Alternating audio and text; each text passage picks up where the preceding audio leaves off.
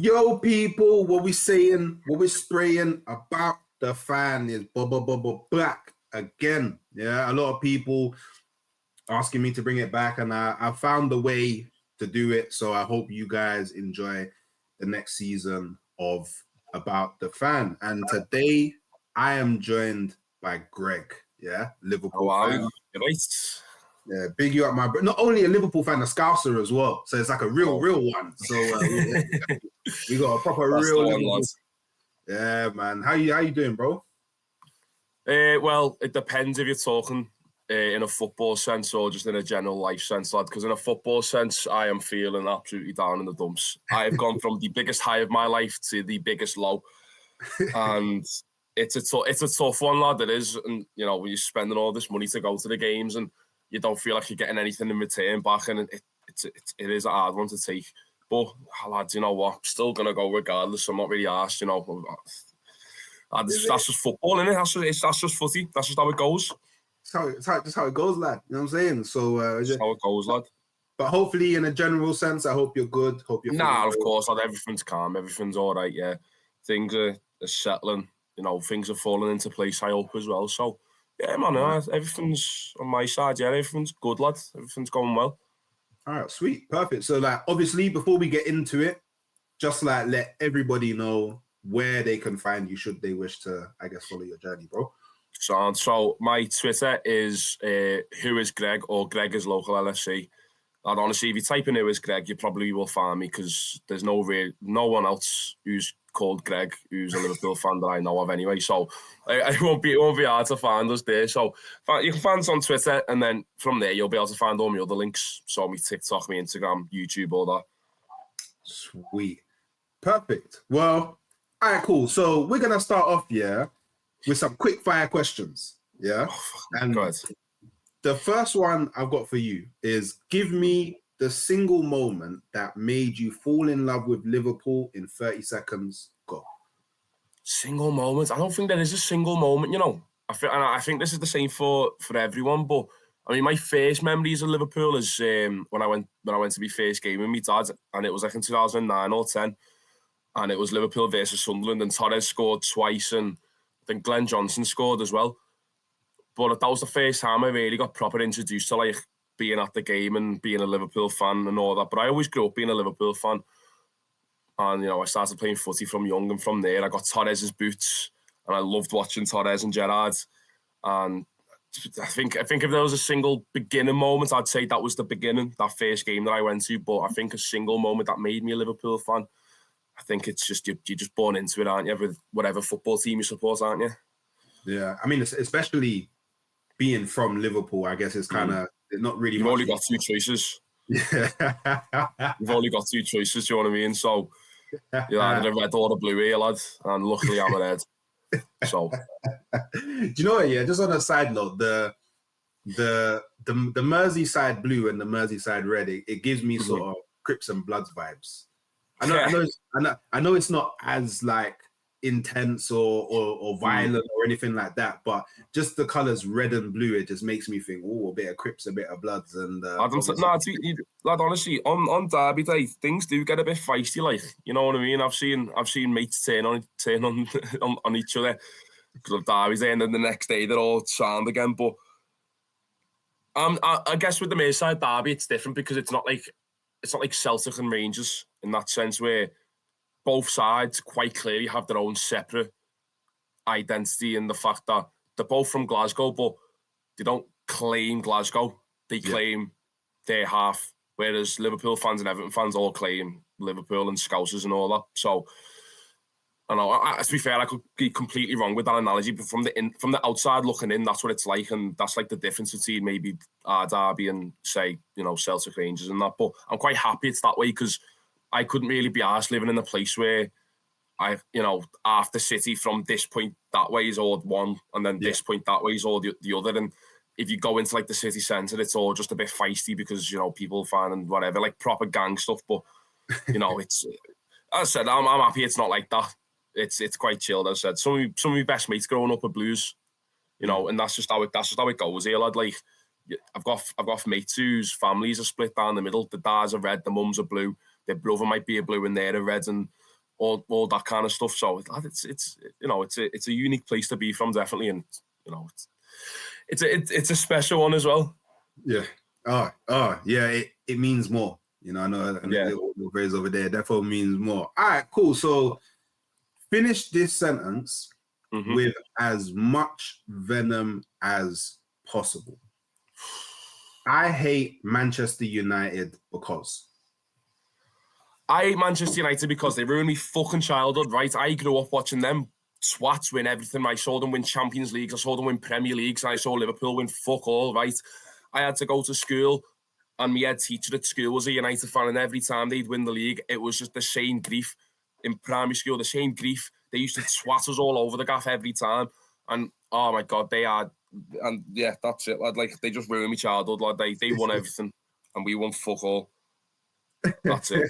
I mean, to be fair, I could go deeper, but you know what, lad? I want this to be able to be posted, so, you know, I'll stop there for the PR.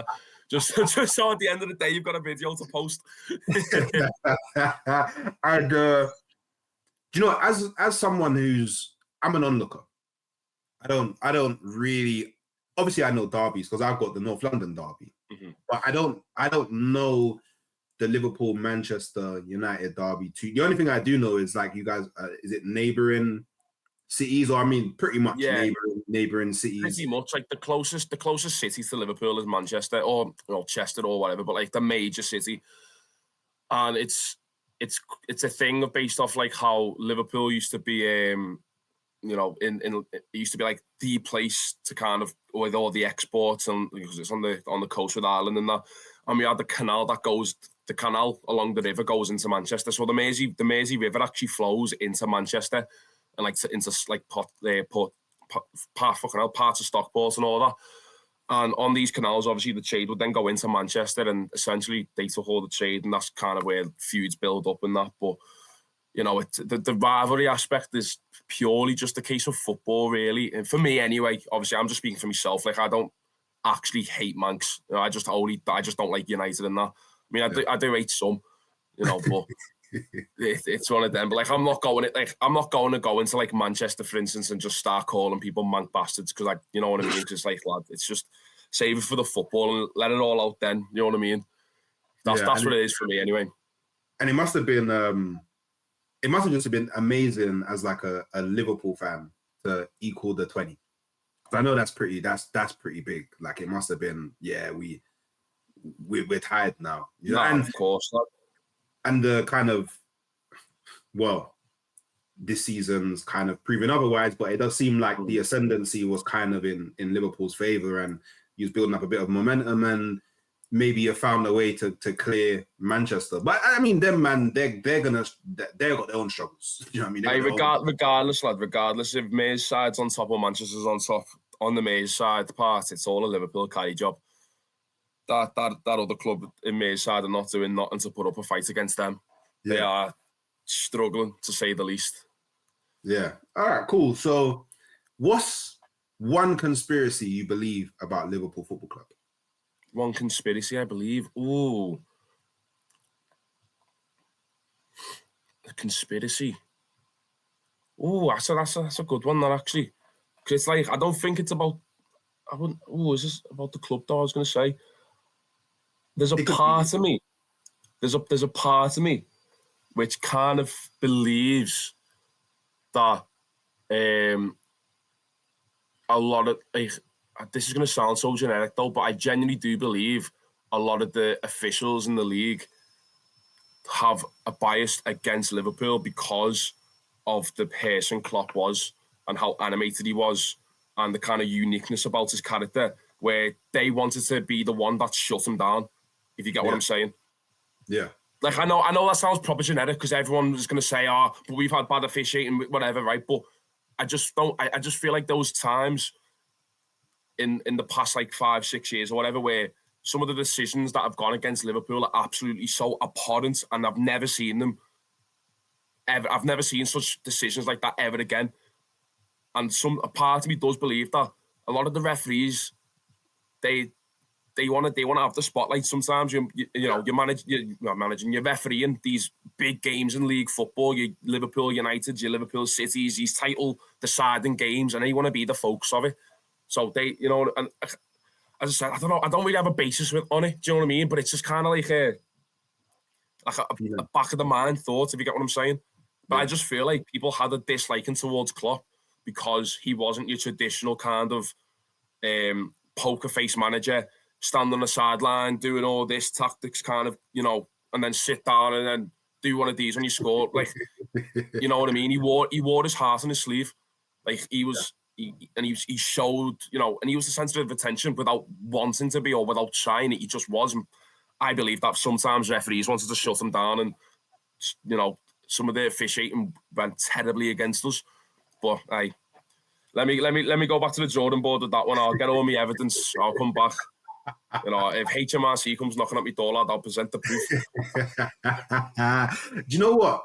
As an Arsenal fan, I do have a similar thought in the back of my mind. I definitely had it with Arsene Wenger, but I feel like Arsene Wenger brought it onto the club. But when he made the comment of, when I die, I want to know where the refs go so I can go to the other place. I feel that kind of annoyed quite a lot of the PGMOL, and then from then we've just been suffering. And then it doesn't help that Mikel Arteta, who I feel is someone who not as animated as Klopp, but definitely a very animated, always out of his box, always shouting, always animated on the side. I understand. He's animated in his own way, isn't he? Yeah, he's definitely animated. Way, yeah. So I'm not going to call you crazy for thinking that's a conspiracy, because I tell you what, it also doesn't help that a lot of the refs are from up north. So it's going to be kind of hard to kind of dodge certain bias. Most of them are genuinely from like Manchester and Yorkshire and all that. Like they are. Yeah. Like they're all from the same little kind of circle. And you got Mike Dean, who's from the Wirral. So he's obviously going to eat Scousers, because a lot of them over there don't like Scousers. Yeah. No, it's true. No, it's facts. So, all right, cool. So you've just bought Liverpool Football Club with infinite money. You've got infinite money. Yeah. What are the first 3 things you do on day one? Day one. First 3 things I do. Ooh, okay. I need to make sure that I'm careful about what I say here, because I still want to work with the club one day. Ooh, okay. 3 things I'd do. So first off, I'd sort out the ticketing situation straight off the bat. I'm sorting out tickets. I'm cracking down on tickets out, and I'm making sure Anfield is 90% Scousers. I'm doing all this, whatever. I'm making Anfield proper again. I'm making it like, I'm trying to think of a ground, like a stadium, which you can tell the fans are all like Ellen Road. Let's just use Leeds. Yeah. Leeds are the perfect example of a fan base in which, I mean, of recent times anyway, they are a perfect example of a fan base in which it's noise every game, no matter what the stakes are. Their fans, the match-going fan base is relatively young. Yeah. When I went to Leeds through the year, I saw men usually around, probably I'd say around the ages of like 17 to 35 at most.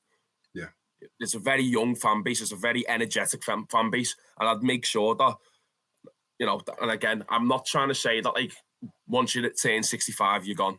Because obviously this is still people's lives. People still look forward to going. Some people, they still use it as an outlet. Like, people may be old and lonely and all they have is going to the football and seeing their mate next to them. But what I'd try and do is I'd try and sort out the tickets and try and get that culture back of the young local lads and girls going the match. Just like, the older generations before us had. So that's the first thing. The second thing I'd do. So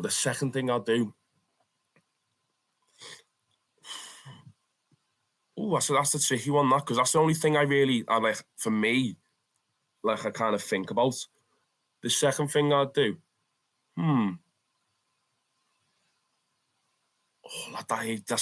You've got me there, because like genuinely people. Because you know what's mad, right? As a football fan, you're always saying these things about what the club can do better, but then when you get put in that position, what would you actually change though? Yeah, it's a mad one, that, isn't it? Because you can either go down, I guess, the route of like you could go down the surface level route and be like, oh, I'd immediately sack the manager and pay as much money as I need to bring in X manager. Or you could be like, I would immediately pump in like however X amount of millions to make new signings, like a very surface level stuff. You can go deeper and be like, okay, cool. See, I've never been to Anfield, so I don't know what the surrounding area is like to the stadium. But there's things like, okay, cool, I'd expand the stadium and maybe add this and add that to increase, I don't know, well, it'll probably solve the ticketing issue to a degree, and maybe bring in like other businesses in, and, you know, people can make their money, or maybe be like, I'll do some redevelopment in the surrounding You know area. what? In that case, then I'd try and redevelop the local area a little bit more as well, because there's a lot of like boarded up houses outside Anfield. Like basically, right, Anfield Stadium is plonked right in the middle of a housing estate, and then you've got a big fat park behind it. That's essentially like Anfield is a stadium in Anfield, like the area of Anfield. So it is just a big housing estate on 3 sides, and then the other side's the park. Probably just develop the local area, just make some more houses, you know, just build. I think City did something similar, like the City owners did something similar with the local area of the Etihad. They just started building houses and, you know, shops and all that. So I guess so that's 2 then, isn't it? So the last one, what would I do? Ooh. I mean, for me, I don't know, like the surface, the kind of surface level stuff for me, it's not like interesting. It's not like, it's like very bottom of the barrel kind of like issues per se. If you get what I mean by that, like they're not really things that drastically change anything. Like obviously you can go like obviously bring in this player, whatever, but like I don't want to. I'm not focusing on like if I'm the first 3 things I'm doing, I'm not focusing on that whatsoever, because I want to make sure that first and foremost, like especially from a fan perspective, I want to make sure that the fans are known that they're first. You know, the players come, go, managers come, go, coaches come, go, you know, backroom staff come and go. What else? You know, CEOs, you know, the board of directors, they all come and go. But the fans are the only consistent thing about a football club. What is it like? What is it like at Liverpool for example, say Liverpool go, let's use Bournemouth as an example. Liverpool are facing Bournemouth. Like, how are Liverpool when it comes to things like sorting out transport for fans to get down? There's a few club coaches that people get on, but like the coaches are mainly like loads of the coaches are like ran by fans, you know. But I don't think there's an issue with that, to be fair, because then that means fans have got their own businesses which they can then use, and then that can expand. And so actually that, in a sense, that actually helps the fans if someone can organise their own travel and you know, make their own business from it. So that's actually quite a, you know, a net positive, I guess you could say, in that sense. I'm still trying to think of the third one, though. It's a very tricky one. Can we come back to that? Because I'll think about it, and then maybe at the end if I get something. Because what I'm trying to do is I'm trying to think of something like which people go like, you know what, that is half a problem. Do you get what I'm saying? Because I don't want to just say, oh, no, then I'll make Liverpool shirts 40 quid. Because, like, you know, who cares, lad? Because you can still go on Temu and buy another one for 15. Like, do you get what I'm saying? Like, that makes no difference to anyone. Yeah, no, I completely understand. So no, that's fine. If nothing comes to mind, or if something else comes to mind later on down the line, we can circle back. So no, that's fine. So all right, cool. So let's start from the very beginning. How did it all start? So as I said earlier on in it, so basically started going the game with my dad when I was 5. My mum had a colleague who had 2 season tickets in the Lower Kenny stand. Back then it was called the Lower Centenary. And what would happen was, because my dad's a firefighter, he'd make sure that he worked on days Liverpool were playing away, and he wasn't working on days that Liverpool were playing at home. And obviously it didn't work out every time. However, we had some sort of agreement with my mum's colleague in which every game that me and my dad could go, we'd go. And then obviously every game that we couldn't go, they'd go. So we ended up maybe going from the age of 5 to like around 10 or 11. Me and my dad ended up going to maybe like 10 9-10 games a season at Anfield. You know, not including like the cups and, you know, the sometimes we were in Europe as well. But we'd end up going to like maybe 9 or 10 league games a season for like the first 5 years and we go in the game. I was briefly in the Liverpool Academy as well when I was around 11. I was there on trials for like, what's it called, a couple months or something. And I never got in, but I felt like I put a good shift in, like.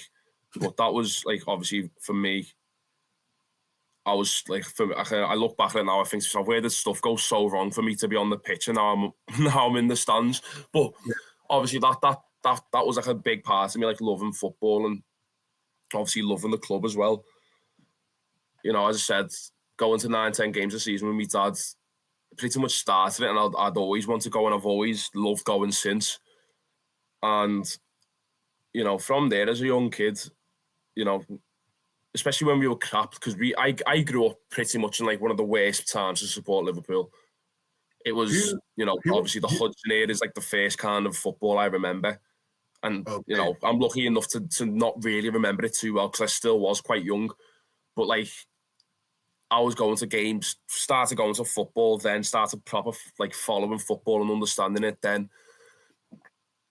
And, you know, it's as I said, you still get excited for it though as a kid because it doesn't really impact you because you don't feel the emotion, but you just love it. Yeah. So you'd go to all these games, whatever. That'd be there with my dad, obviously. And then as I got older, I stopped going because my mum's colleague retired or something, and then he had the time then to start going to all of them. Had to then get my own membership and all that, try and get going, but it was hard to get tickets because we started getting better when Klopp came in, obviously. And then it was quite the timing of it was quite mad because if me and my dad would have just used our memberships from the start, we probably would have had full credits from the moment Klopp came in. But because we were using the season ticket on the side, it was like we didn't need to. But then I must have there must have been like maybe a 3 or 4 year period where I maybe only went to like one game a season because I just didn't have the time. I was either playing football, you know, because obviously back then I was still a good player, and obviously just getting released from Liverpool, I wanted to try and play more so I could try and get back in. So my focus weren't really going to the matches because I wanted to be in the academy. But obviously all that fight and playing football still made me love the club even more, and that kind of, you know, in that kind of way of which I want my life to involve Liverpool in every single way it can. I got to a point where maybe when I was about 13 or 14 where I just knew like it weren't happening, so I started trying to go to the games again with my dad.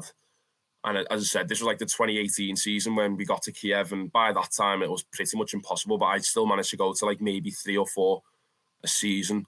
And then from there, the credits rack up, you slowly pick it up, and then you slowly but surely get there. And now I've got like a full credited membership, so it's basically like a season ticket now.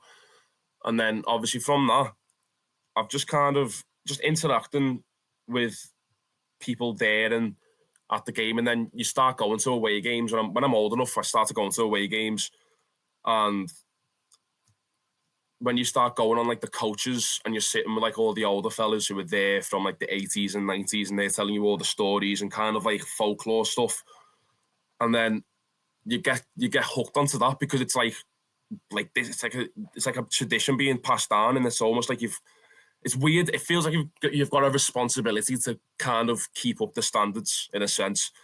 And then from there, like, it's just a snowball effect, really. It's probably the best way I can describe it. It's just a snowball effect. And now, obviously, going home and away every week, pretty much, it's expensive, but it's worthwhile. Because at this point now, I'm at the point in my life where I love the football, I love the club, and, you know, I pretty much let the club revolve everything around my life. But I've gotten to a point now where, for me, going to the game isn't even about the football anymore. I was saying this ages ago. Like, I go to see my friends because some of them I don't see because they live far away, and I only see them at the game. I do it for the journey as well. Like, I've never been to Turkey before. I've never been to Italy.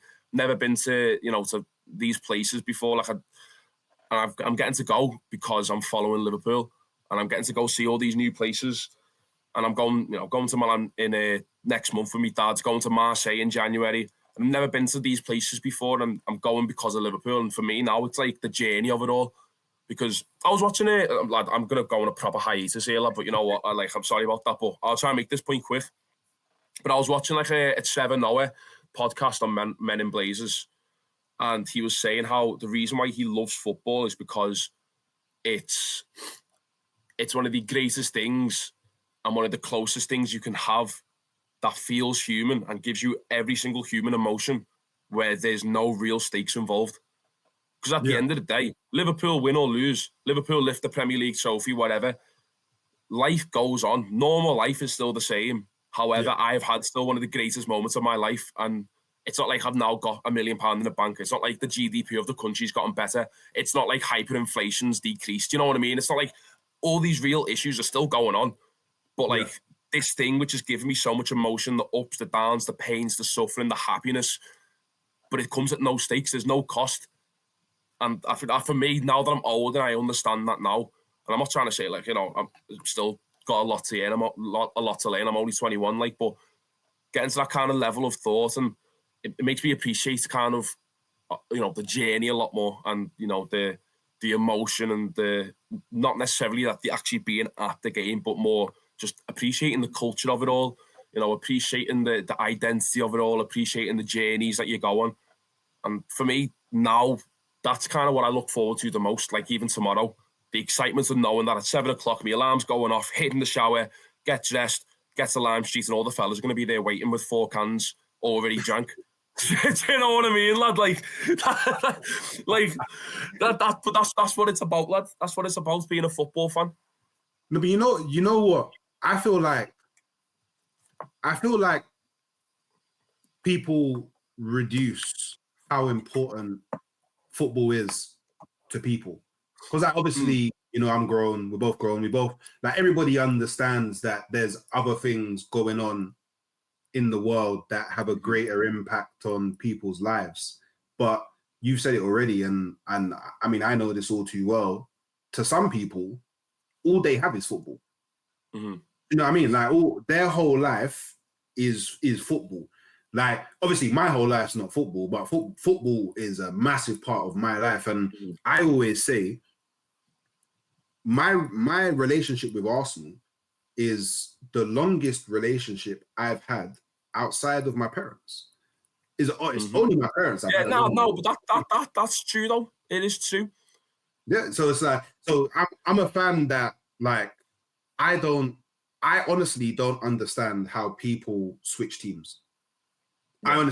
I honestly don't understand how people do it, because the amount of memories that you build, and it's not even just memories with your club, like you're also having memories with people, because more often than, like, cool, I do content now, so most of the time I am watching games alone, but throughout my life, I've watched Arsenal with other family members, with friends. I've gone to games.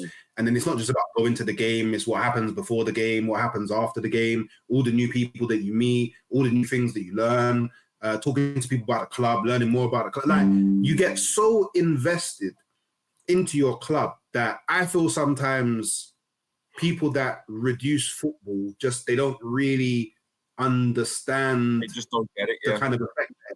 Yeah, you just. It's one of those things. You either get it or you don't. And to a degree, I feel like this is maybe more so. Maybe I'm ignorant, but more so a British thing, where, like, even you said, like, I'm waking up at 7 and I'm gonna get to Lime Street, and the guys are gonna be there with the cans, and, you know, all of that. Something already. Like, I feel that's a very British thing. Like, I feel like you wouldn't go Portugal and that's what they're doing before the game. Like, it's a very British thing. So football's even, like, ingrained into it's like that cultural level. Yeah. Like, you've even said that you're, like, it's not always just about the football. It's about the social interaction as well. It's about meeting people that you may not get to see all the time. Like, you're actually creating memory. Like, things are happening in your life. Your life is changing by going to the game. Like, football's not just 90 minutes. It's not. Like, it's football, not. like tomorrow, football starts the moment I wake up at 7 o'clock. and it ends the moment I get into bed. Because that entire day from me waking up, going to the Lime Street, getting the train to London, getting the tube from Euston to Stratford, watching the game, getting the tube back from Stratford to Euston, going back up to Liverpool, that entire, 12, 13, maybe 14-hour period, probably well longer than that, 15, 16 hours, that entire day is for 90 minutes. Yeah. So that means that 90 minutes is not the only thing that you need to look forward to. It's not the only thing that you can have in your mind. It's not the only thing that you can kind of let dictate the day. Yeah, it's only a small portion of a bigger thing. It is. And I'd even argue, like, it's not even just till you go to sleep, because whether you win or lose, you're waking up the next day with a certain emotion, and then your next day starts. Well, I mean, it all kind of depends. Like, if Liverpool go and blow away West Ham, then you're starting off the day amazingly. If you get beaten by West Ham, you're starting off it's a bit shit. Do you know what I mean? The day's just a bit shit. Yeah. Because football doesn't just end after the 90 minutes or after the day. There's all the conversations that you have to have afterwards with your friends, with your people, you do stuff online, all the tweets you're going to get, because you're pretty big on Twitter, so all the tweets you're going to get, all those sort of it never ends. I would argue the only time it ends and this is just for a football fan that doesn't do content, the only time it ends is summer. Like, when the season ends, that's the only time it ends. And then if you're a content creator, it never ends, because I've got to research on transfers. What's the latest transfer news? I've got to constantly be checking Twitter. And then on top of that actually doesn't even end in the summer, because we've got a World Cup this year. So there's there's no break. So football is so prevalent in people's lives that, I don't know, I just think that, look, don't get me wrong. Actually, do you know what? Do you know what's actually crazy? There's people that have supported teams and their teams have gone into liquidation and they no longer exist. I don't even know what I would do if Arsenal ever stopped existing. I don't know what I'd do. I can't imagine myself supporting another team, and not even in the sense of saying from the start, from the get-go, there's no Liverpool FC. Even then, I'm how am I meant to envision this? Do you know? It's like saying I really don't know what metaphor to use for it, because it really is unique in that way of there is no world without this club for me, unless the day it genuinely does happen. It's not a world I can picture. It's not a universe that exists. It's just it's nothing. It's, you know what I mean? It is nothing. It's completely false. It's AI. Do you know what I mean? There's no other way. There's no other way to describe it. It's not consistent with reality.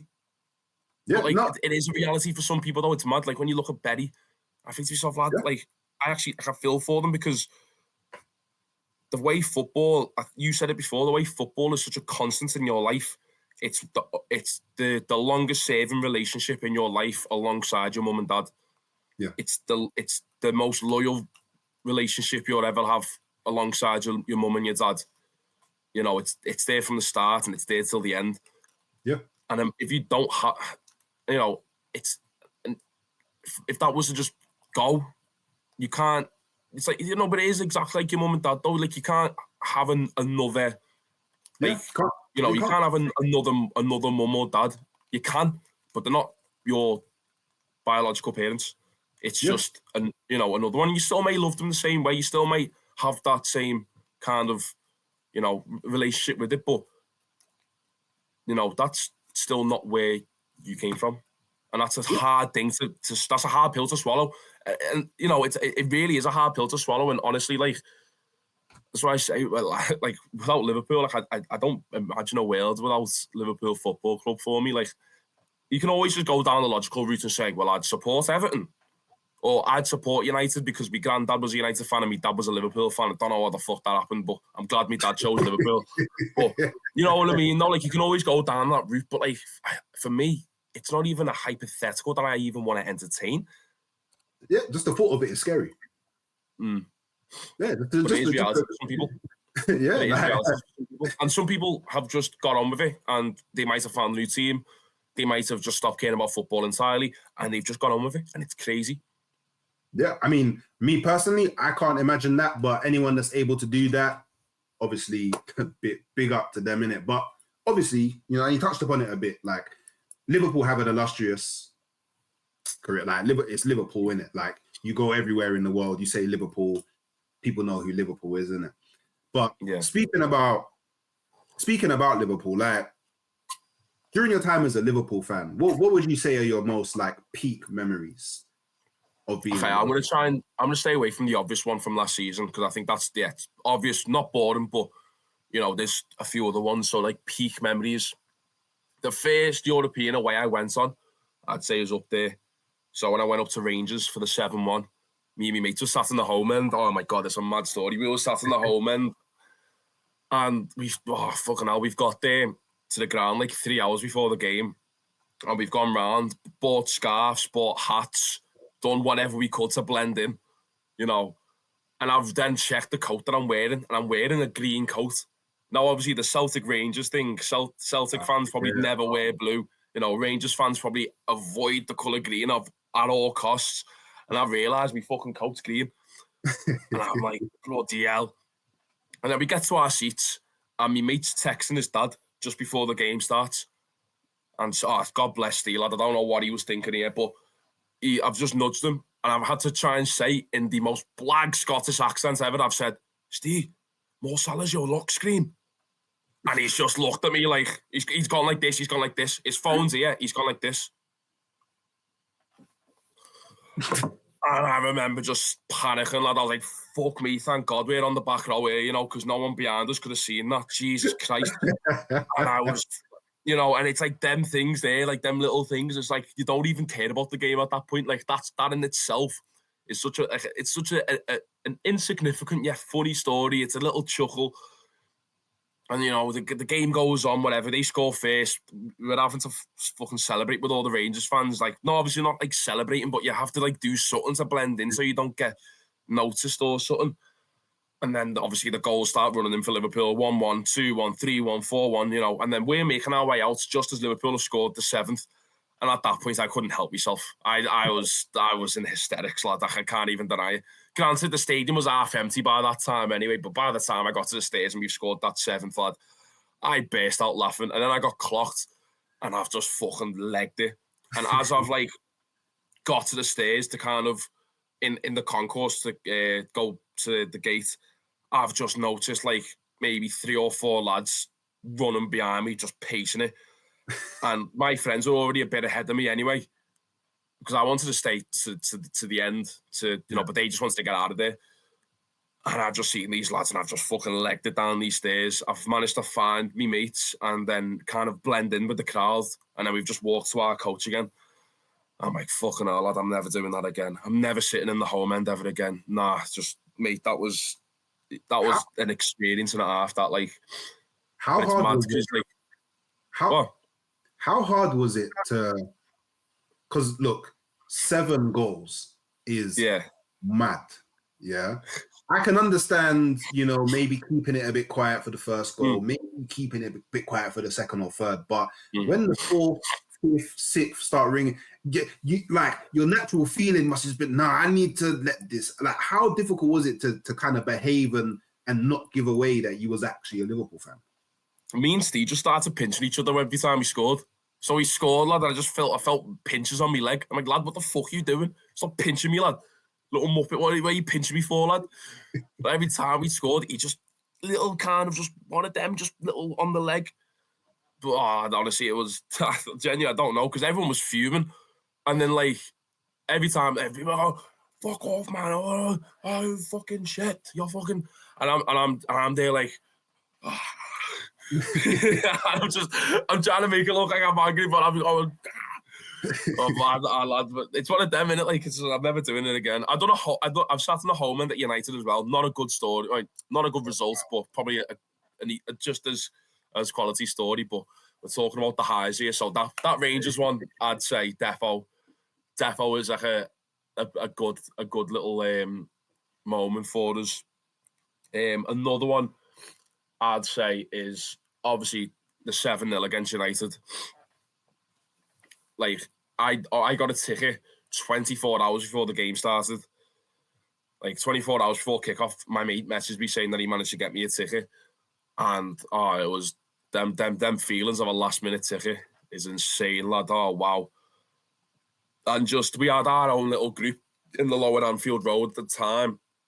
The way the Lower Anfield Road, before it got expanded, was laid out. Obviously, the lower tier, the upper tier.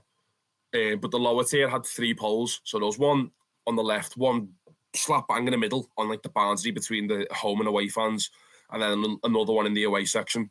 So we'd stand by the pole in the home end, in the home section. And there must have been about 50, 60 of us in like a group. Not like an official group, the way like the Ashburton Army are, like they are an official group. You know, the way Spying Cop 1906 is an official group. Do you get what I'm saying? We weren't really an official group. We were just fellas who stood around this pole and made noise. And that game was, well, I don't think I can say anything else that's not been said about it, but it's the same thing. Like when that 6th, 7th, goal, they just started rolling in, 4 comes in, 5 comes in, 6 comes in, 7 comes in, like it just starts rolling in, lad. You're not even celebrating at that point. Like you just burst out laughing. Like you're just absolutely in hysterics. And it's like, my mate missed the second goal because he was still in the concourse getting himself like a hot dog or something. And as a joke, I've just said to him, hey, don't worry about it, Jack, lad, there'll be many more. And lo and behold, there fucking was. You know what I mean? Like, it's mad. And you know what? The thing that United fans use as copium about that game is they say, yeah, but would you rather win 7-0 or win, I think, the Carabao Cup or the FA Cup or something and finish top 4? And I'm like, listen, lad, nothing will ever take that away from me. I'd generally rather not get humiliated 7-0 by Manchester United than win the FA Cup.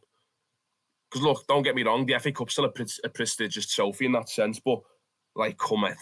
Like, if you're going to offer me a Premier League or a Champions League, they can smack us 7-0 anytime they want if I'm going to get a Premier League at the end of it. But the FA Cup, it's not. I don't know, because as an Arsenal fan, I love me my FA Cups, man. I'm old as well. I grew up in the era where like everybody unified around the sense that this is the most prestige. Well, it still is the most prestigious domestic trophy. No, I agree. I think the downplaying of the FA Cup's disgraceful, actually. I think it just shows how modern football fan culture's just declined, lad. I genuinely just don't think that this new wave of like football fan gets it, lad. The way people disrespect the FA Cup, I'm like, lad, this is a heavy trophy to win. This used to be considered better than winning the league. Until the early 2000s, teams set out to win the FA Cup more than they set out to win the league. Yeah, it's a massive trophy, and I think, I mean, going a bit off tangent here, but I think that the reason why it kind of got belittled is because now you enter the Europa League for winning it. And there's such a big focus on like European football and being in the Champions League. And I feel like because it gains you access to the Europa League and not the Champions League, I feel like not only fans, but I even feel like a few teams go, you know what? I think we'd rather focus on getting top 4, top 5, so we make Champions League than win the FA Cup and get Europa League. So I do feel that's played a part in kind of diminishing the kind of prestige that it did have. But to fans like me, I still think it's like, I want to win it this season. How about? And I'm an Arsenal fan. I've won it the most. Do you know what I mean? So I have that kind of connection with it as well. But we're on a bit of a tangent there, so no. Back on. So okay, I'll pick out one more game. Of like, just a sick kind of just a moment for me. You know what? Actually, funnily enough, I'll say the FA Cup back in 2022 when we won it. That was the second trophy I've seen us lift like in person. The first being the Carabao Cup that year, because I wasn't in Madrid for when we won the Champions League. So that would have been the first, or the second trophy even, and it was just such a great day out. I mean, I was staying at my nan's So I was quite close to London because my nan lives in Suffolk. So I've ended up getting the train. And obviously, it's Suffolk. So you go through Essex, and Essex is basically just Chelsea or West Ham. Yeah. Innit? Like, Essex is just Chelsea and West Ham. So as I'm getting closer to London, it's just Chelsea fans getting on this train. And I'm just there like, fucking hell, lads. I'm like, fucking hell. Like, could you really be asked? Like, could you really be asked? I'm the only Liverpool fan on this train. And I'm just surrounded by Chelsea fans singing all these Chelsea songs. And if I get clocked as a Liverpool fan, they're going to start singing about Scousers, and I can't do nothing because I'm by myself. It's a long day. Did you have the gear on? You have any gear on the? Did you have any gear on the train? Just me cap, just me Liverpool cap. Okay, cool. And what's it called? To be fair, I had a black Liverpool hoodie, and it just had like a Nike swoosh and LFC on it. But like, I'll sit like this. And then I'm forgetting for like, and then like, like that. So it just looked like I just had a normal red cap on. It could have been any theme. And it was like, You know what I mean? One of them ones, or kind of like, on the window. Do you know what I mean? But I was thinking to myself, long day. You're onto that like meme, and it's like the dog, let me know. That was me the entire way down, lad. It sounds like I'm exaggerating though, but I'm not. Like, that's genuinely like what was going through my head. And I've just sent a message to all my mates on the coaches. I just said, you fucking best dad, get down here quick, because I'm by myself and I don't like it. But I've ended up getting into London in good time. I've gone round, just sightseeing, got my little flag with me, taking it to Buckingham Palace. And I've just like got some random tourists to take a picture of me. And they've just asked me what it was. And I've just said, turn on BBC One at 4:30 or something and you'll find out. And then obviously the day goes on, go to Wembley, meet up with all my mates. And then, wow, what can I say, lad? Like, the feeling of a cup final, it's lad, in the heat, in the sun, the warm weather at Wembley, like, occasions can't be set up any more perfectly than that. Wembley is the best big occasion stadium in the world. No other stadium beats it. It's the best big occasion stadium in the world. And then, you're going into the ground, and me mates' tickets are all scattered all over the place. So we try and make sure we find like a meeting group in the middle and just all based there. And, watching the game was so stressful. And one of my mates' tickets didn't work. And then we're belling them like, lad, where are you? And he's gone to the ticket office, and they've said because the ticket wasn't in his name because he got it off his uncle, they couldn't reprint him a new one. They even belled his uncle to say, it's called whatever, and they've said, this is my nephew. Yeah, this is my nephew. He's using it because I'm not at the game, and he still didn't allow it. So it was like, well, what the fuck? This is a bit strange. But somehow, some way, one of the lads that he knew some fella. This is how tickets work. It's always someone that who knows some fella every time without fail. He gets told that there was a spare ticket for free, but it was in the Chelsea end, but it was right on the boundary. So he's ended up using that because you're not going all the way down to fucking London from Liverpool for a cup final and not going into the ground. So he's taken that ticket, sat right on the boundary, and he's, and we're trying to look for him, trying to see, because we're in the upper tier, but he's in the lower. But we know there's a way of getting around it. If you go, this corridor, and then you go through an elevator or whatever, or a lift, or these stairs here, you can get up to the top tiers, and then if you do it well, you might be able to get into the middle tier where you can walk to the other side of the stadium and then go to the Liverpool fans. So we're trying to look for him on the phone to him, like, what's going on, stressing, pure stressing. And then the players walk out a button and I'm like, come on! Completely forget about him. I'm not asked about him no more. Don't care what your situation is, fella. Liverpool are on. Right? I felt bad. I felt bad for him, but you know what? Like, it is what it is, man. The players started walking out, so I weren't bothered no more. One of the most stressful finals, I'd say, I've ever watched as a Liverpool fan. Definitely one of the most stressful. Top two, definitely, is in terms of stress. Again, going to penalties. And then because the penalties are taken on the other side, I'm thinking, so fucking hell, they're on the Chelsea side here. Like, that's just the luck of the draw there. The Chelsea fans are going to just get the marginal gain. In the end, I've ended up falling over bodies, and then I've just like don't know where I ended up.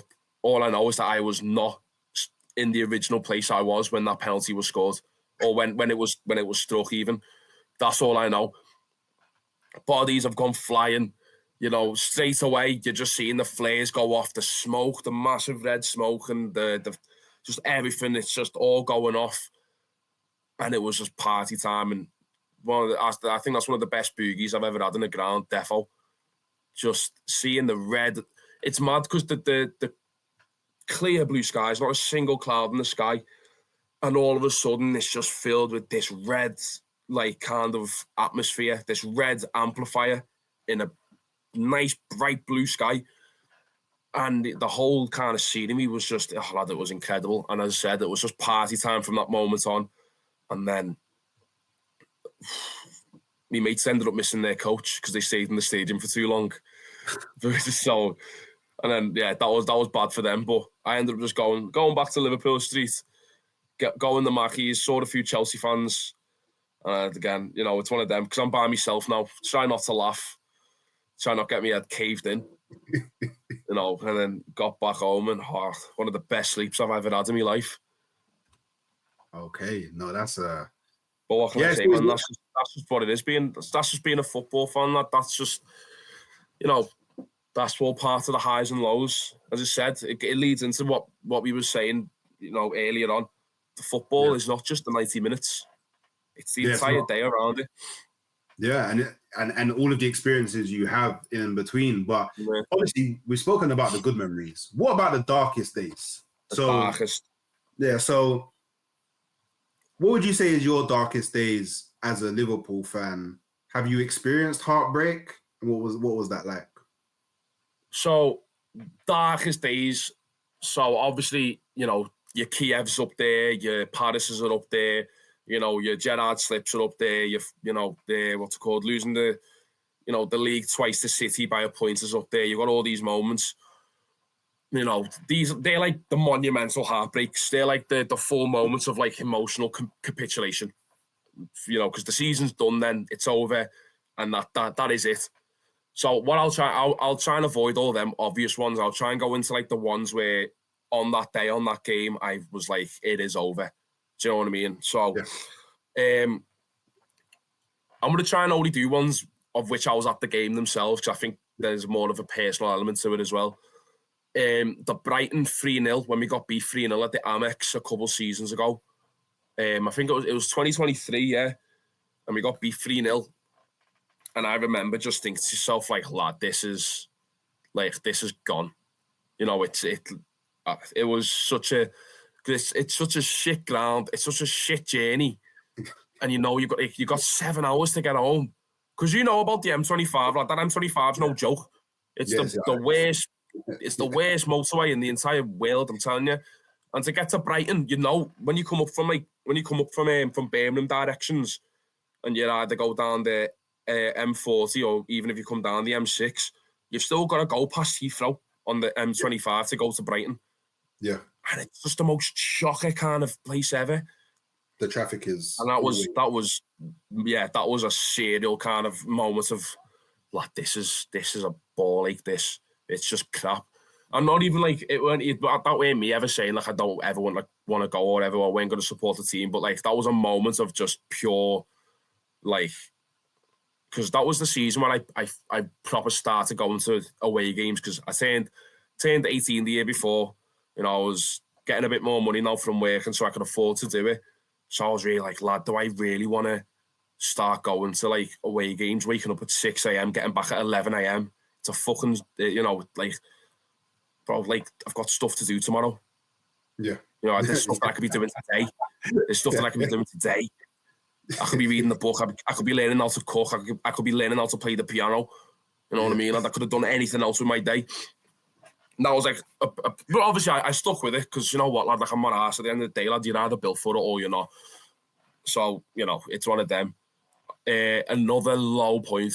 I'm not going to say anything from this season. Again, I just think they're too obvious. Yeah.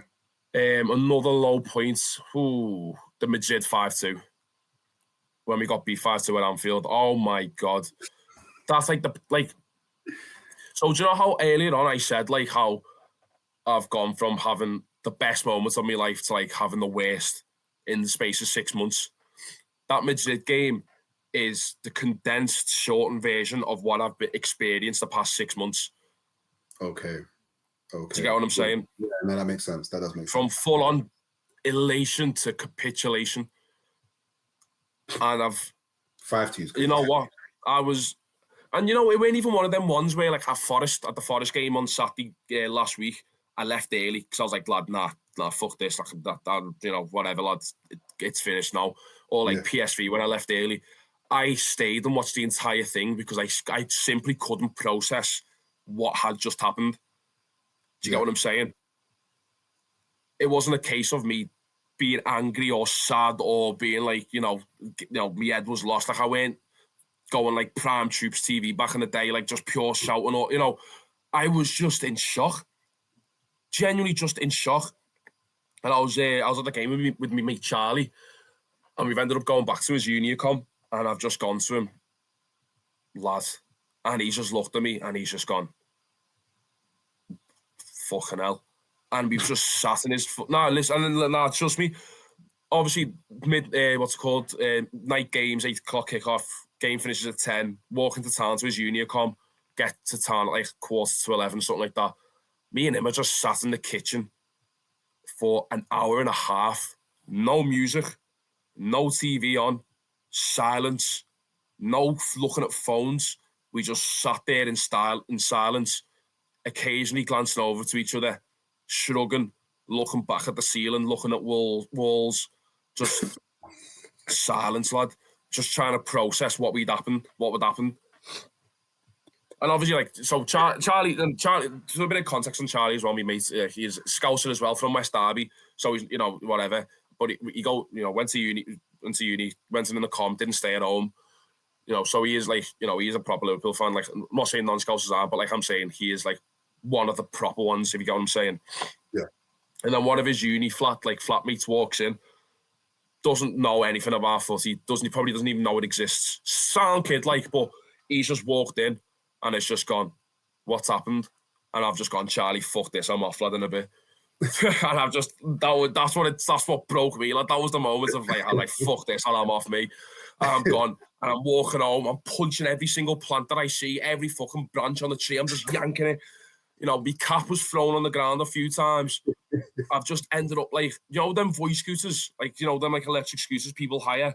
I was seeing them and I was just throwing them on the ground, lad. Anything that got in my way, I was moving it.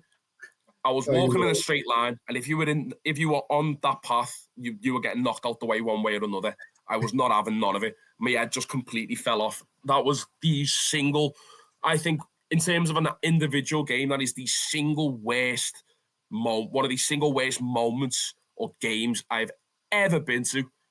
And I would say it would be hard to top, but recently, I mean, it's had a fucking run for its money, I'll tell you that. Tell you that now. That's serious run for its money. Let's go into rivalries. Yeah. So, and you spoke a bit about, obviously at the start, you spoke a bit about it. Just to confirm, first of all, who do you consider Liverpool's biggest rival? I'll always say Everton above United. Okay. Because I don't have to go to work and see United fans. I don't go into the office every week and talk football with United fans. However, I do go into the office and I see an Everton fan. Yeah. So, if in that sense alone, I never interact with United fans in day-to-day personal basis because they don't live in Liverpool. Yeah, which is fair. I mean, well, you know, apart from Satan, man, but we won't mention his name. We won't mention his name for his own safety. But you get the point that I'm saying there, though, innit? Like, we live in the city. It's more of a bragging rights rivalry than a hatred rivalry, I'd say. You know, whereas obviously I think the North London derby, if I'm right in saying, is definitely more of a hatred rivalry than bragging rights one. Yeah. 100%. Like, there's. I find that if you're an Arsenal fan that doesn't live in North London, there's probably other areas in London, but I would say mainly North London. you view Man United as your biggest rival. But for me, like, there's no one bigger than Tottenham. There's no one I hate more than Tottenham. I would love to see Tottenham get liquidated. How about that? That's the realms that I'm on with Tottenham in it. But cool. So what do you actually hate the most about Everton? Okay, it's a mad one, right? Because it's like the thing I hate about them is the fact is also a reason why I do love them though. Like, I hate them. Do you get what I mean though? Because like, as I said before, some of my best mates support Everton. You know, in Liverpool, as I said before, families are split down the middle sometimes. You know, your mates are Liverpool Everton, your family are Liverpool Everton. You know, you're going to Asda, the fella on the checkouts, Liverpool Everton. You know what I mean? You go to JD and the security guards are working together there, Liverpool and Everton, and it's, you know what I mean? It's weird like that. So it's like the thing I hate the most about them is because, especially in my lifetime anyway, Everton have always been shit. So their happiness directly corresponds to how shit Liverpool get, because they don't have any actual joy in their own club.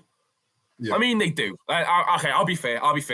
You know, every team has their moments. You know, Everton are having a decent time right now, especially after beating United. You know, they're having a good time, and you know they're quite happy with the kind of progress that they're seeing. You know, they're not in the relegation scrap. They're in, you know, the mid table. You know, there's progression there. So they, in that sense, they actually aren't really thinking about Liverpool. However, the fact that they are above us, even if it was for just this game week, or you know, last game week, this game week, and then maybe one more, and then we go back above them.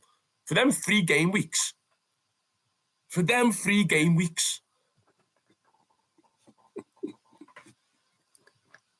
They're on the move.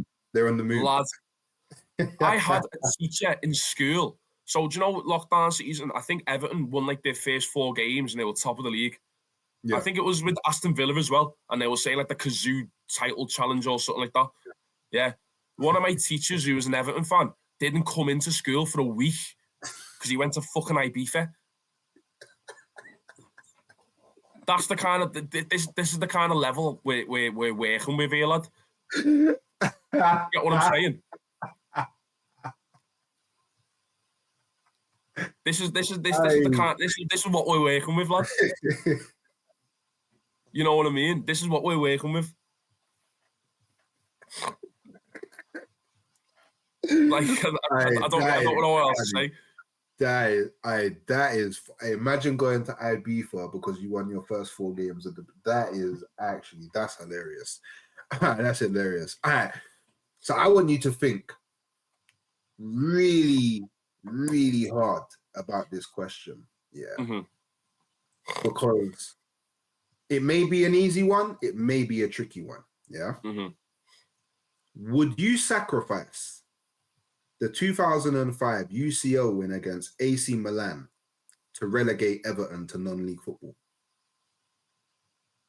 Nah. You wouldn't do it? Nah. The Merseyside derby is what makes this city amazing. Okay. As much as it would be funny for Everton to get relegated, and I did want that to happen, obviously. I did, because it would be funny. I know Everton would come back up straight away, and then we'd get the derby again the following season. But, like, honestly, because, I mean, and you're the same here, because we're not, like, we don't really support teams that have ever struggled with promotion or relegation scraps, and have never climbed through the ranks. We've always just been at the top. We've never really gone seasons without having a derby. You know, we've never had we've never had seasons in which there's never been a City United, there's never been a Liverpool Everton, there's never been a Arsenal Tottenham, there's never been but then we go to Chelsea Fulham. Yeah. That's only really been a thing in the top flight for maybe the past 3 years, because then they got relegated and then they got promoted again. So now we had it, but then they got relegated again, and then Fulham got promoted again, and now we've got it again. And Fulham have been in the Prem now for a while, so now we've got a bit of consistency with it. We go down the road, West Ham, they've not had a fucking game in donkeys. Do you know what I mean? Yeah. They've not played the game against each other in donkeys. And you go up north, Sunderland, Newcastle. They've not had a league game. They've not had a league game against each other in donkeys. Yeah, they had the FA Cup, I think, last season, was it? Yeah. But that's a look. That's just the look of the draw. They've not had an actual derby in league football in ages. And you know what? I'd love Everton to go. I would have loved Everton to have gone down for a season. I would have loved it. That would have been so funny. All my mates who go to Everton games, they'd be going to fucking Millwall on a Tuesday night, and I'd be laughing at them saying, "You are shit." And that would have been funny for a season. But then not having that Merseyside derby, it's one of them.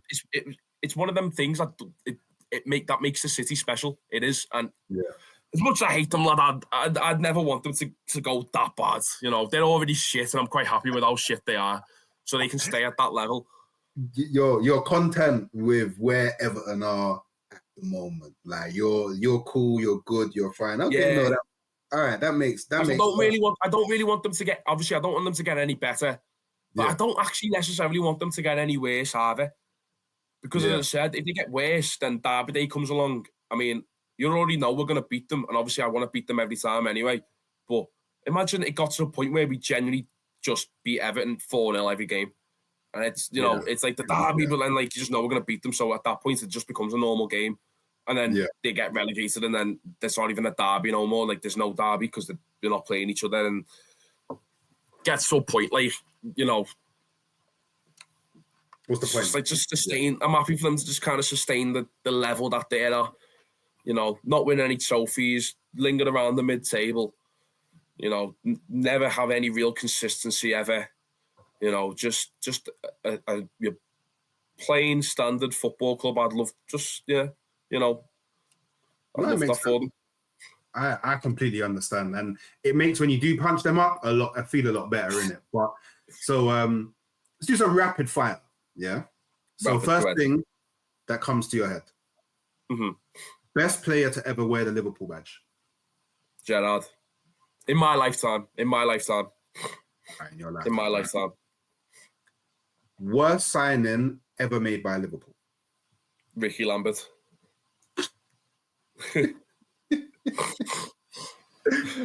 All right, and the final one. Yeah.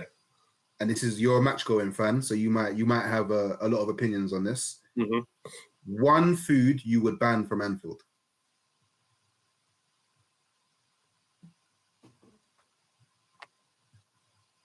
Food at Anfield's not good. None of it's really that good. I'll be honest, lad. It's very bog standard. Like it's a good 6.5 out of 10. Like a good one, though. Do you know what I mean? Yeah. A food I'd ban at Anfield. A food I'd ban in Anfield. Oof. I mean, whatever they're eating in East London, that that like eel thing with the mash or whatever it is, and like the greens. So yeah, no, I'd like that every day, lad. I don't know what that is. Get that far away from me, lad. Oh, do they do that at Anfield? No, they don't do it in here, but I'm just saying, lad. Like I lad, like that. You know what I mean? I never want to see that ever come in. I mean, East London lads, you can keep that. Yeah, you can keep that. It's south. No one's touching you. No one's touching your Mini Cooper. You know what I mean? Like no one's touching that. What's it even called? I'm a North Londoner, innit? So I don't know, but North London. It don't sound good. Whatever you describe, it doesn't sound nice at all. Not one bit. Not for me, that at all. Briefly, let's talk about what is actually going on with Liverpool this season.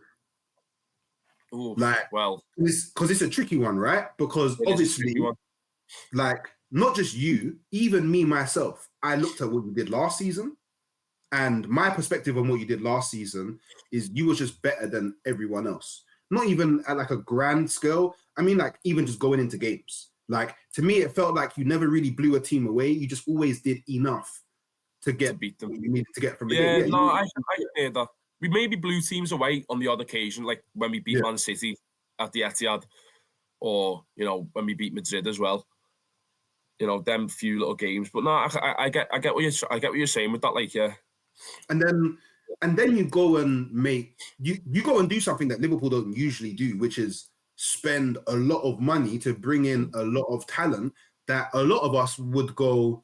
It's not even like debatable talent. Like, you're buying the likes of Isak, who's one of the best strikers in the Premier League. So that should be a hit. You're signing Ekitike, who I mean, out of the bunch, I feel like he's been the best. Then you go and sign Wirtz, who a lot of us would agree is probably top 5 at a minimum, 10s in world football. And then you sign Kirkes, who most of us would agree he was arguably top 3 left back. He was the best left back last season. Yeah. Even then, their best left back last season. And then, I mean, for me, the only one that was a bit spooky was Frimpong, because I don't rate him as a right back. I think he's a wing back. And the more and more I think about it, I think he's like your backup right winger. I feel that's where Slot went. Obviously for Netherlands, he plays right wing, innit? So I expect, to be fair, in a sense, like Kirkes and Frimpong are still two quite similar profile fullbacks in some sense. So it was quite. I feel like those are quite a solid idea for what he was going for. You know. So but, I don't know. Like, what's gone? What is happening? What's gone wrong? I think it's just a mixture of many small things creating a big problem, if you get what I'm saying. Yeah. Some things bigger than others, obviously. I don't need to go much more into what I'm on about there. But I just think there's just been so many. So, okay, the way I look at it, right? Let's flip it. Let's look at the positive to small things adding up and becoming better. Arsenal Football Club, right? Arsenal Football Club. Mikel Arteta is the epitome of marginal gains. Yeah. That is what his entire footballing philosophy has been for the past 5 years. Marginal gains. If you gain in many different departments by 1%, you've increased by many different percents. If you increase by 1% in 10 different departments, you've increased by 10%. Yeah. That is Arteta's entire philosophy. However, with Liverpool, it's the other way around. We've gotten, because we're still creating chances. We're just not, the chance that we do get, we're just not scoring them. Whereas last season we would have, and it's like in everything that we, was on 100, we've dropped 1% in 100 categories. So we've gone down 100%.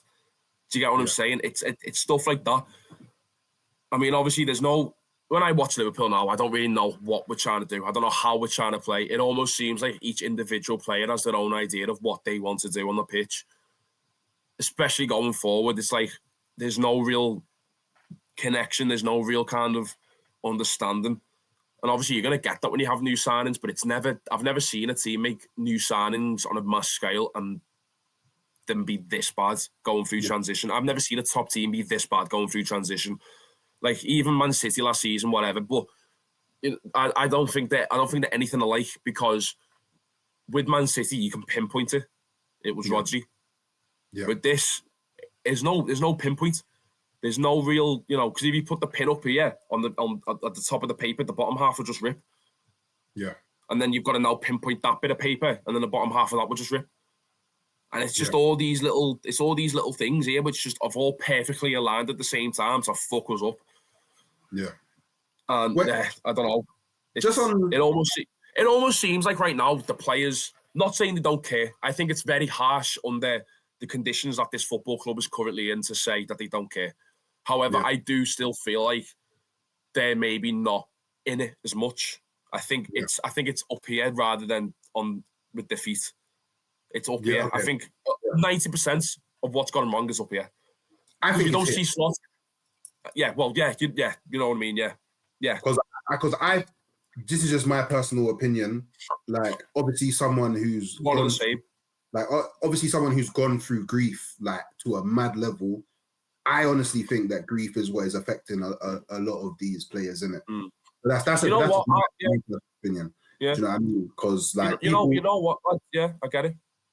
because you can't the thing about grief is you can't describe it, you can't quantify it, you can't make sense of it, and you got to think there's how many. It's not even just the first team. It's probably everyone at the club. They're all feeling it in a different way, and you spoke about percentages. It could even be something small as maybe, obviously it's a hypothetical, but maybe one of the coaches isn't necessarily planning things in the best way possible because of how they're feeling when they wake up. Do you know what I mean? It can get to that lower level. You know what, right?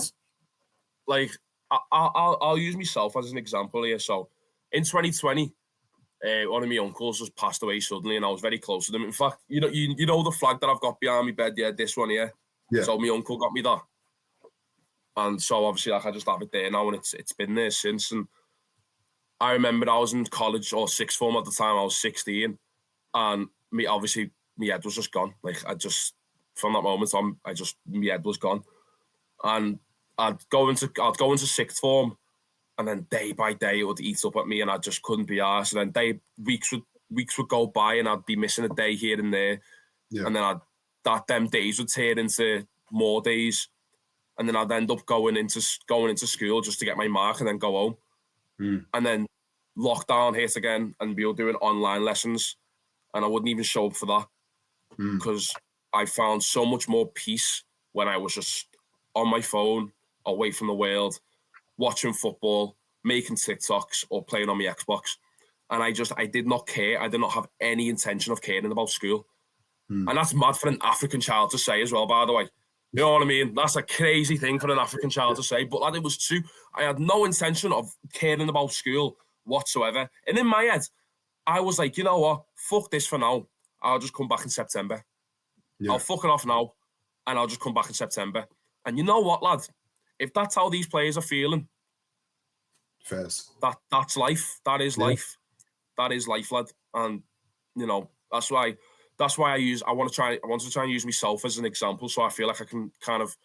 It's mad saying humanize a human thing, but some people, it's mad because people still don't get it. Maybe because they've never experienced it, or maybe because they don't want to accept it. Yeah. Do you get what I'm saying? People forget that footballers are human. Yeah. Because football's fast. Football's fast. There's always a game, always a training session, fast. We drop points, need to get it back next week, fast. Everything needs to happen immediately. Whereas this is a very human problem that takes time. There's no, it can't be quick. So I don't know. I mean, personally, I try to look at the human level. I can detach football from the human level, and doing that, that's my deduction of what's going on. And obviously there could be other factors, but I think that's one of the biggest factors that's going on. And obviously earlier you spoke about pinpointing. It's hard to pinpoint what the actual problem is.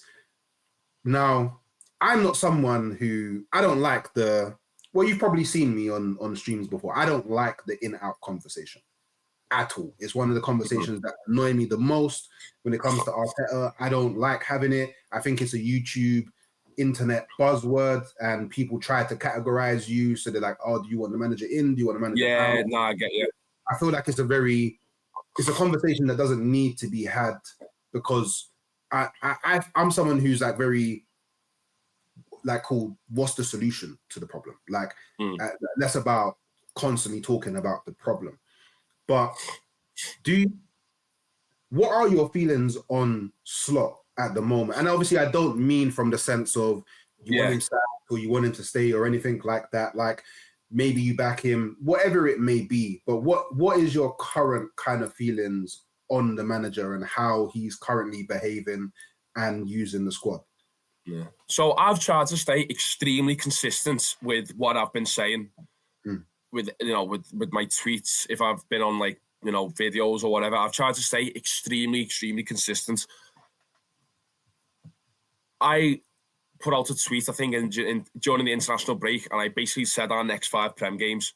I said, not winning all 5 is a disgrace. Winning less than 2 is sackable. Okay. So for me, I don't look at it as in I want I don't look at it as in like I actually want Slot out. Like I actually want him sacked. I just think it gets to a point where that is a sackable offence. Losing three games in a row by 3 goals, with 2 of them being at Anfield, in my personal opinion, is a sackable offence, a worthy sackable offence.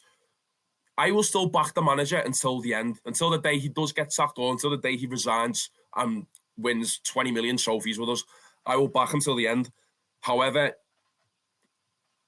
you know, I as I said, I've tried to stay consistent. I have said, you know, I said on Cop TV the other day with Alex, I said, look, if we are going to continue just being this crap, why wouldn't you just bring Gerrard in as an interim? Because you know what? We all know he's not the best manager, but if we're going to be this crap anyway, you might as well be crap with a bit of fight and hunger and passion and, you know, it's something that gets the people going. But that's not me actually saying that I want Slot gone. I want him to sort it out. Yeah. I want Slot to be the man to sort it out. I don't want the man who gave me my best moments following this club to get sacked. I don't want him having that on his CV. I want him to have the best ending ever. I want him to go out better than Jurgen did. Yeah. You know, I want him to go out better than Jurgen did. I want him to sort it out. However, the word that Liverpool fans have been throwing around this period is untenable. Yeah. But where do you draw that line of where untenable is? For me, it's tomorrow. Well, I don't know when this is going to get released, but tomorrow's West Ham. Yeah. West Ham away. But for me, that is obviously the West Ham game tomorrow. I think if you, not only, if we lose the game, I think for me, that's where you call it and say, look, this is untenable. If he's tried to play football the same way as he did the past few games, if he's not made any harsh changes, if he's not made any visible tactical changes or tweaks, if the team still set up the same way and we go out basically like pussies and we don't fight for the game and, you know, there's no real hunger or desire or fight or motivation. For me, West Ham is the game where you call it a day and just you do the thing which you don't want to do. Obviously, he wins against West Ham. Look good. I want the manager to win. I will never want Liverpool to purposely lose games because I don't like the man in charge or I want the man in charge gone. Yeah. I don't care if it's Alex Ferguson managing Liverpool. I don't care if it's Mourinho. I don't care if it's Ancelotti. I don't care if it's Arsene Wenger. I don't care who it is. If they're managing Liverpool, I want them to win. And I don't want us to lose games so they get gone. I will never want Liverpool to lose a game so the manager gets sacked. And I don't want a Slot to get sacked. I want him to fix it. However, I do think this is sackable for him. Yeah, which is fair. So I'm with you in the sense where I don't really like the categorizing of in or out because, you know, you get people. Actually, I won't say names because I don't want to feel like I'm drawing people out, and I'm not trying to create beef either. But we've seen loads of in and out tweets, and then we've seen people saying stuff about like, you say, "Oh, I want the manager in," and then you get called ludicrous for it, or you want the manager out, and you get called ludicrous for it. Yeah, and I'm like, lad, like, fair enough. Okay, whatever. You want him gone. You want him to stay. Okay, sound. Just support him still. Like, he's still here, regardless if you want him or not. Like, he's still there. He's still the Liverpool manager. You still need to support him, lad. So I'm with you in the sense of it. Like, I don't really like it because it categorizes people, and that's where you get division. Yeah, no, I'm fully there. So I fully understand what you're saying. But cool. Moving to this is the final part. I know I've been here for a while. Yeah. So, no, of course, man. So like, looking over your whole journey thus far as a Liverpool fan, let's rewind to your first ever game at Anfield, which you told me Sunderland, right? Yeah. The feelings of walking up to the stadium, sitting in your seat, about to witness your heroes play football. Obviously, you're with your pops. It's a moment in it. If you could go back to that moment and meet your younger self, knowing what you know now, what would you tell him? I'll tell him, make sure you tell your dad to get memberships now, get the credits up, get the away tickets going, lad. Because I don't want to be begging on Twitter for Spurs for the away games, lad. So make sure you get the away credits in while we're shit. That's what I'd say to him. Fucking hell, lad, get on the away, lad, fella.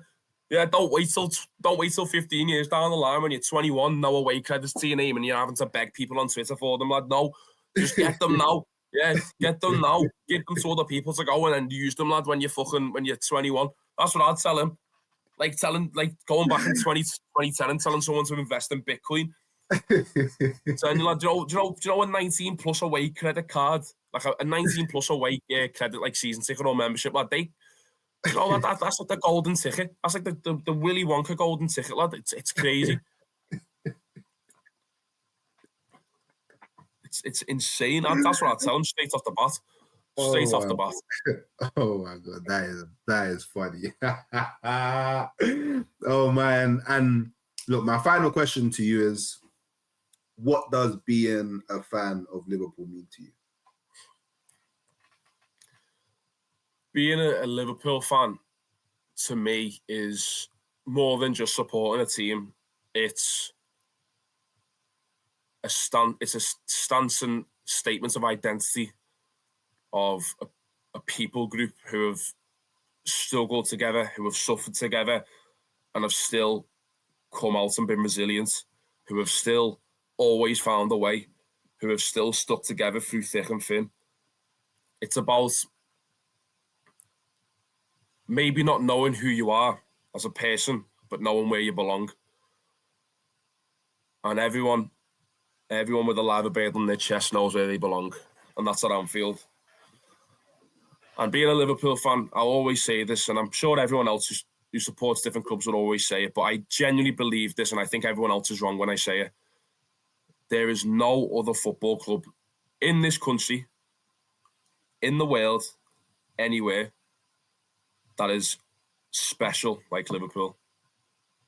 There's no other club like it. I'll let you have that. If we was on a different stream, I would have. We're here for you. I know. After the stream, I know. After this, you're going to be belling Edel saying, "Lad, get that cartel back, lad. I've got a few words for this, Greg." Like, I know exactly. I know what you're on. I'm familiar with your game.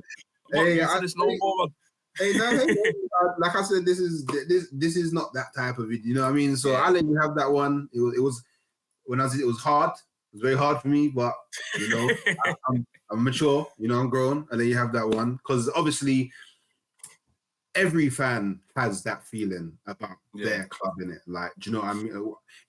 Even clubs you wouldn't expect to feel that way. Yeah. They feel that way because it's there. It's an attachment, right? It's a connection. It is what it is, right?